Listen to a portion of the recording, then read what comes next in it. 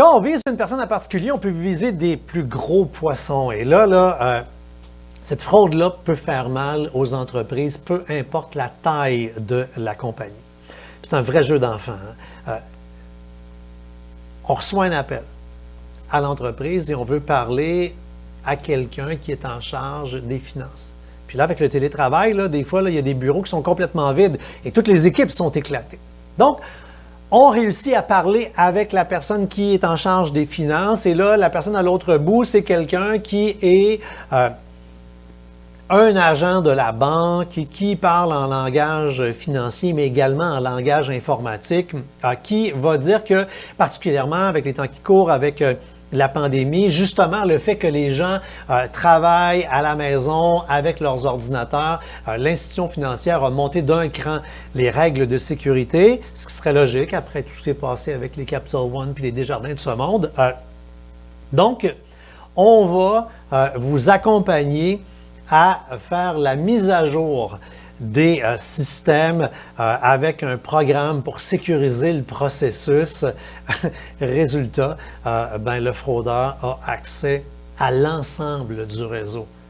Et ça, là, quand une compagnie se fait avoir, les gens sont toujours très sévères en disant « Voyons donc, quel Christy de cave qui s'est fait avoir là-dedans, mais Ces gens-là ont des scénarios extrêmement bien construits. Et toi, tu es responsable des finances. Tu n'es pas super bon en informatique, mais c'est normal qu'ils passent par toi. Et là, toi, tu ne veux pas là, que le système soit pas bien protégé, alors tu collabores. Ou, j'allais dire pire ou différent, la fraude du président. Votre président, puis on dit président, un des grands dirigeants là, de l'entreprise, est à l'extérieur. Puis là, il vient de faire un bon coup. Le boss part, il s'en va en Gaspésie, il s'en va aux îles de la Madeleine en vacances ou dans un chalet une fin de semaine. Puis là, ça y perd de l'argent et vite. Et là, tout se passe de façon électronique. Imaginez, là, on revient là-dessus, là. Il s'agit simplement de compromettre le courriel d'un président de compagnie. OK?